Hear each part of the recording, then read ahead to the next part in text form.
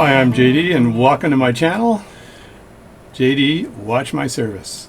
So you can reach me at jdwatchservice@gmail.com. So today we're going to have a look at this beautiful Illinois pocket watch that I've been working on for quite some time now. It had a lot of repairs done to it. It had some jewels replaced, it had some settings made, all kinds of stuff. The challenge with this watch is that I could not get it to set the time to go faster. I could not regulate this watch to go any faster by moving the regulator over as far as it could go. So if you can't do that, then the shortening of the hairspring is not possible. So what's the second alternative? Well, the second alternative is actually to make that balance spin a little faster. So there's actually timing screws on a pocket watch, and we're going to have a look at that, and we're going to adjust those timing screws so I can get that balance to be swinging and allowing my regulator to be between fast and slow so that it can be very finely tuned. So let's get at it. This is a beautiful little watch, and we're hoping for success today. So as you can see in the video on the right hand side, I believe it's a Burlington Watch Company Illinois pocket watch, double roller. It's a 21 jewel pocket watch. I don't believe it was a railroad grade pocket watch, but man, it's a good one. So it's adjusted to temperature, and I think it says 3 positions, maybe not, maybe so. Let me see. Adjusted to 3 positions, absolutely. So the 3 positions would be pennant up, face down, face up, more than likely. So what we're going to do is take a little bit of power off this watch, and then I'm going to remove the movement from the case and set it up nicely, and then I'm removing the balance. It's ticking away right now, but I did not put any power on this watch, so it's just residual ticking.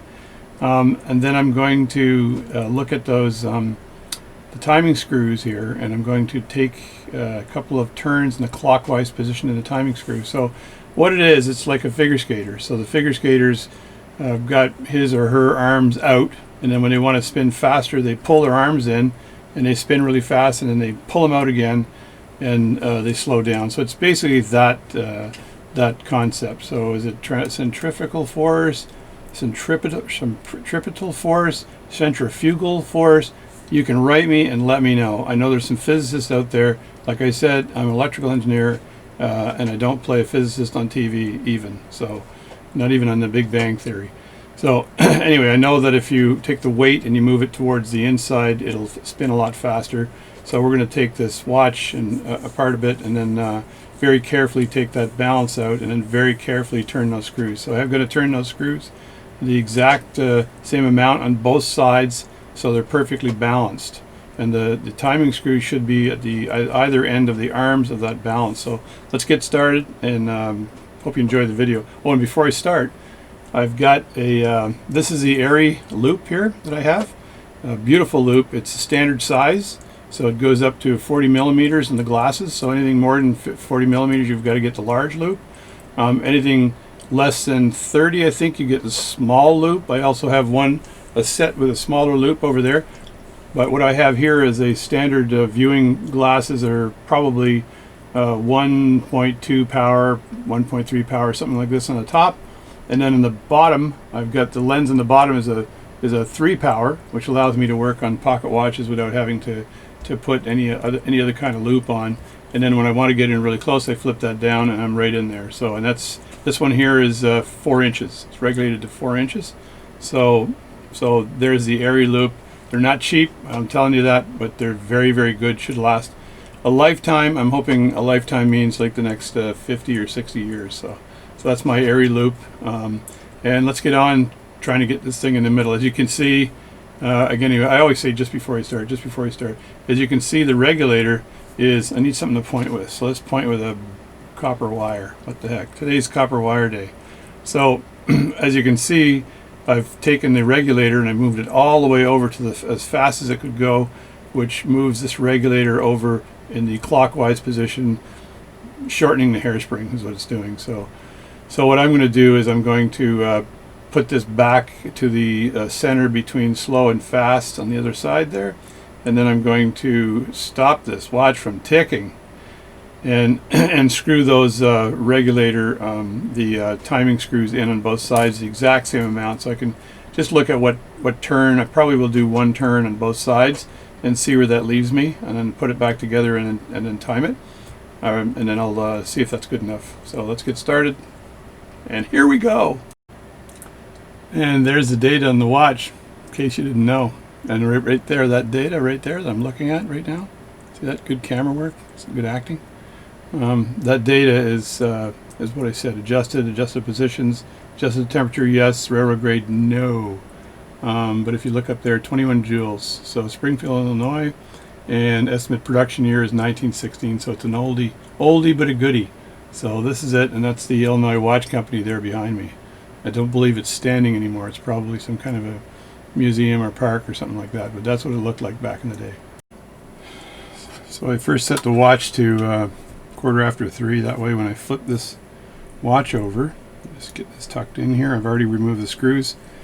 I'm not going to leave fingerprints on the movement. I got to be very careful I don't put any pressure on this seconds hand as well. So just very easily flip it over like that, and then nudging. I got to nudge it out like I did last time. So I'm nudging right now. Nudge, nudge, nudge. Oh, I'm caught. So I just nudged it out.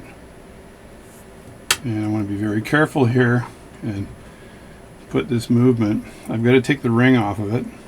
There's a basic ring around the toilet, ring around the watch here, and that's a dust cover that protects the watch from dust, I guess.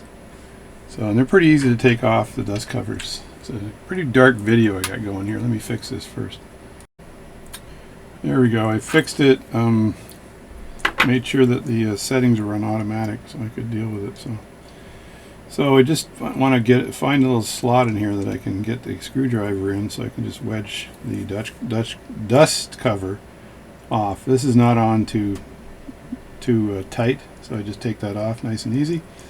So I did a lot of work on this watch. This is the one I was working on for quite some time, and replaced some jewels. That was the jewel setting I had made in my lathe. So, and then I replaced some jewels in here and jewels in there, and here a jewel, there a jewel, everywhere a jewel. So I'm going to use this movement holder this time. My number 58 movement holder, my world's famous and favorite movement holder, is busy right now holding another movement. I got to be very careful here because I'm going to be laying this down on the face, and I don't want to put too much pressure on that face, but I don't want to take the hands off because that's a whole other job, and I don't want to have to redo the hands because they're on perfectly right now. So that's why I set it to 3 o'clock. So I'm just going to lay it into this movement holder, see if I can get it in there. Lay it down nicely. Sometimes it doesn't want to just lay down nicely, it just wants to sit up. So I don't need to have much pressure on it. Definitely don't want to squeeze it if you've got it in the movement holder. You don't want to put any pressure on it because you could crack the actual face of the watch, which the porcelain, or the ceramic rather, dial. So you don't want that to happen. That would be a nasty. So there's the movement, and if I use one of my screwdrivers and just point, I believe this is a timing screw right here in this position. And if I were to look on the other side of this, the arm here, and there would be another timing screw on this side of the arm. So I'm going to take the balance off. I think I'm going to put it down on my my dunker tank, which is probably where it's safest. So I'll just rest it on this, which I called my dunker tank. I took this piece of faux leather, and I just glued on a piece of cardboard to make the backing more solid, so it wouldn't just sort of sink in and conform to the weight of the watch. So I want to take that off very carefully, and then put that on the dunker tank. And this is the balance tack here, and I have it already up a little high now, I think, but I might want to move it up a little higher. So, and this is to ground it a bit, so I have control while I'm using my screwdriver to actually turned the timing screw inward, and to take a bit of to make it go a little bit faster. I'm also going to see if there's any weights between any of these screws here that might have been added in a previous time, and deal with it there. So, and I don't recommend, if you're doing this job, some people might say, well, I can just tighten the screw right when it's like this, right? If you do that, you're probably going to snap the pivots off, because the pivots would be sitting in there and you're putting forward pressure there, so you do not want to do that. So you want to take this off and then deal with it properly. So let's just take this off now. I'm trying to find the best real estate to do this with, so just so you can see what I'm up to. So I'm going to just loosen this screw very carefully, and like I always do, take a piece of pegwood, and I'm reaching over the top here and just put a little tiny bit of pressure on the top of the balance cock here, so that it doesn't just ride up and down as you're removing the screw. That just gets you a little bit more control as you're removing the screw, so you don't have an issue with this thing, with the pivots being bent or anything. So take this off. I'll just put this over here. Now we should be able to lift this straight up. It looks like it was a little bit loose, so if I lift this straight up, get a good grip on it. I don't want it to fall out, and just go like this. So I move the balance, or the movement, out of the way, and then move the balance tack in the way. So that's the best way of doing it, with the least amount of movement. And I just rest that down on the dunker tank. So there we go. So now it's sitting on the old dunker tank. I should try to get this in a position. I'll just move the movement out of the way now. So there you have there. So I look at these screws here, and those I believe are the timing screws. Let me have a look in one of my books. Alrighty, here's a picture of the balance, and the balance that we have in question has two mean time screws, one here and one here, and not four. And those mean time screws, as it says here, just if I could rotate this a little bit, it's upside down for you now, I apologize, but it really says that these shouldn't be touched unless you've got a problem with the timing of the watch. And then and it says moving the pair of screws towards the center will cause the watch to gain. Moving the pair of screws outward from the center will cause the watch to lose. Always move a pair of screws and move them in equal amount. Caution, never add timing washers or use an undercutter on mean time screws. So, and I knew that already, so you don't want to mess with the mean time screws in that manner. So we're just going to move those mean time screws inward a couple, probably 360 degrees to start off with. Okay, here's where I have got to be very, very careful that I don't shake anything or touch anything the wrong way. So I'm just going to hold the balance with my two fingers here and hold it down. And then there's one of my mean time screws.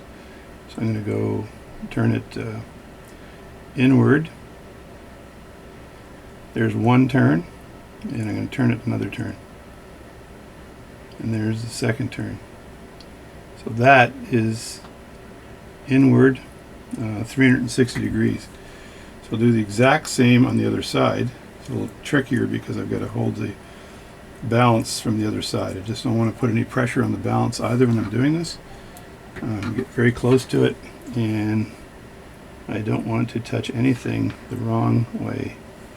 So I need to get kind of a grip on the balance like this, and make sure my screwdriver is in here. And there's one, and there's two. So that's two turns, 180 degree turns on the mean time screws. Now, I'm not sure whether I need to do more or less or what, so I think I'll just put this back into the movement and then time it and see where I've ended up. Now I want to, before I put this in the movement, I want to put a little bit of a wind on the watch so I can make sure that the pallet fork is in the right place. So I'm just going to go here on the other end here, make sure I've got the bench key in the right position here, and then just wind this ever so slightly. And then I just take my piece of pegwood here, and I want to tap the pallet fork to be on the inside. So this is a preference of mine. I'd rather have it on the inside than the outside. That way when it goes in, it just accepts the impulse jewel on that side without a problem. So I'm going to grip that fairly tight. I don't want to lose that. And then dip my balance just a bit. And then we're going to go in like that, and then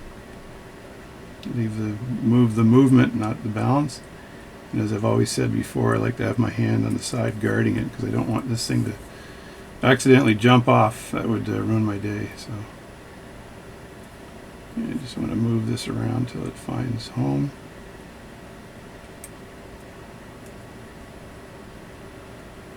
It's in place right now, and it seems to be not in place, and it's overbanked, so now I got to do it again. So I'm not going to record that, and that's when it's on the jewel's on the wrong side of the mouth of the pallet fork. There, I've got it in place, ticking away again. It's just a trial and error thing sometimes when you're putting this back in, and you realize that the jewel's on the wrong side, and you just try again and try to get it ticking before it's even placed down, which is nice. And again, just hold the balance down a bit with a piece of pegwood, so it doesn't jump up and down when you put the screw in. So it's just, other than being very annoying, it's just could have a chance of ruining the. Let's move this into scene here, as they say in Hollywood, right? So we just put that in place.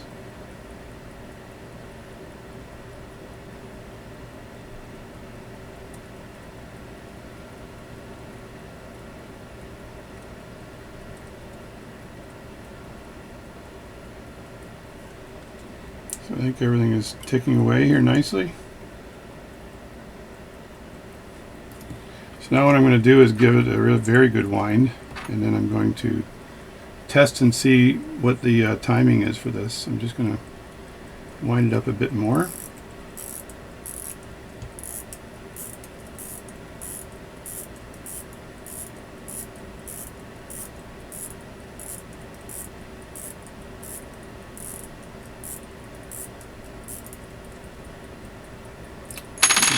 Now I'm going to look at this on the other side. Everything seems to be working nicely. And now I just want to time this. So again, I'm just very cautious about laying this watch down. But I'll put this down right like that. And make sure that the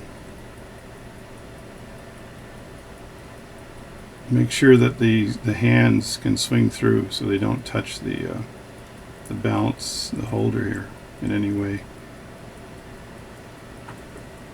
I think this one's way off here. Just unscrew this here and get this in the right position. There we go. It's better. This is not the best movement holder. I like the other one a lot better, but I'm just going to take a peek underneath and make sure there's nothing that's going to touch as it goes around the corner here. No, it's fine. Alright, I get my microphone out and get my eTimer software, and I'm going to test and see where I am. Ultimately, it's not going to be perfect. I just want to make sure that it's within reason, and then I will adjust this regulator as well. I want to see where it is. It's super fast here, so I'm going to turn on my software and see if I can see what it's doing. So as you can see, it's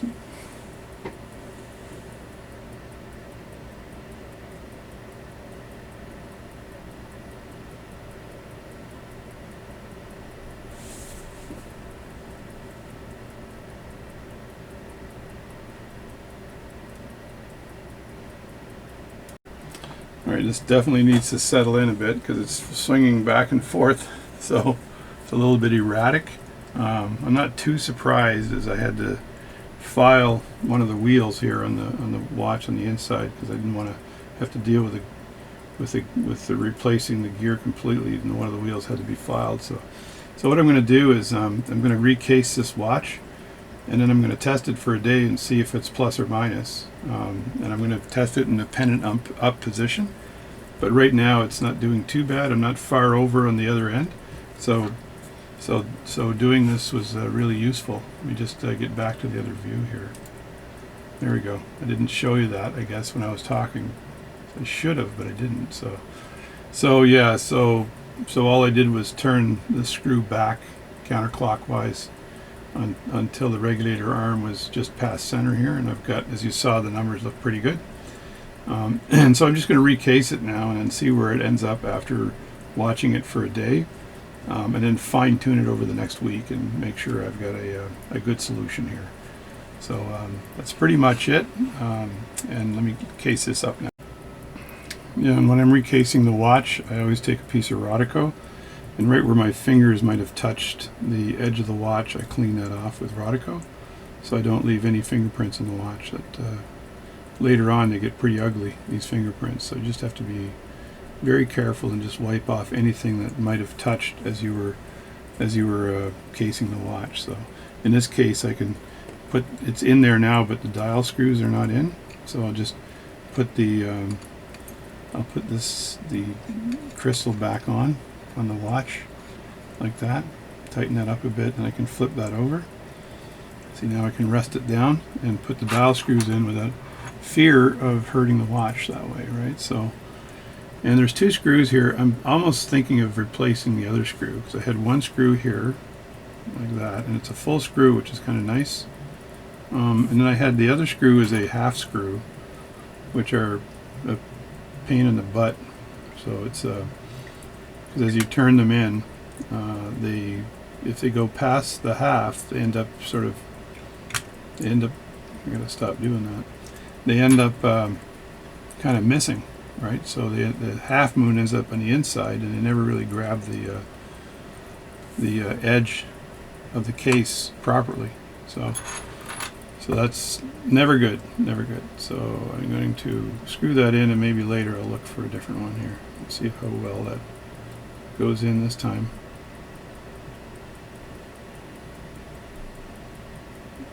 Yeah, see, I want to have that catching the edge and moving it inward. And right now it's not doing that. I'd have to push on the outside of the dial, but for now I'm leaving it like this, and because I want to time this watch and see how well it see how well it's regulated. So I'm going to put the case. This case back is very finicky to put on, I noticed. So sometimes I'll just put it on and I'll notice it's not completely level. So look at the crack in the side here, and you do not want to force that. But for now it might just be good enough to sit like that.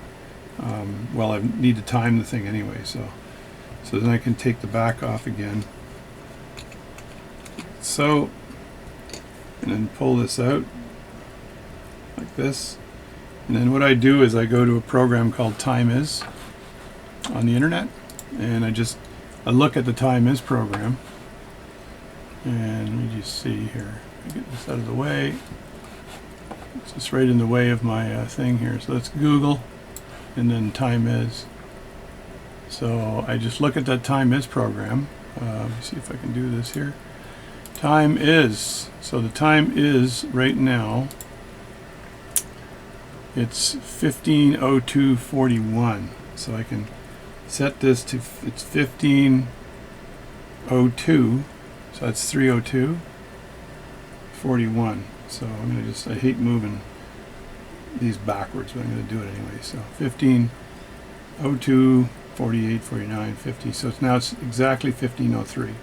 So I'm just going to leave it right there at 15:03 and put